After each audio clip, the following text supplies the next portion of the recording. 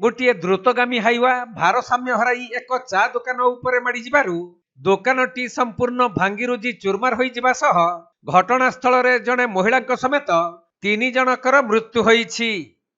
सुंदरगढ़ जिला के बलांग थाना अंतर्गत जामुडीही टोलगेट निकटरे एहीपरि मर्मन्तुत दुर्घटना घटिछि।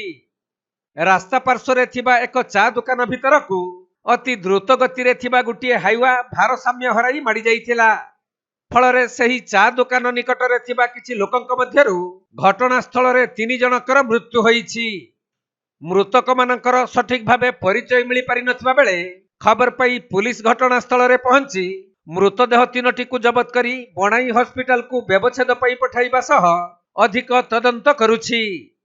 सेपटे अति द्रुत गति रे थिबा हाइवा गाड़ी उपरु ड्राइवर नियंत्रण हराइबारु एहीपरि दुर्घटना घटिथिबा कहा जाउछि।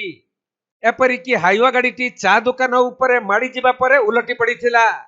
तेणु पुलिस दुर्घटनाग्रस्त हाइवा को जबत करिछि। सुंदरगढ़ जिल्लारु चैतन्य पटेलଙ୍କ रिपोर्ट कोणार्क लाइव।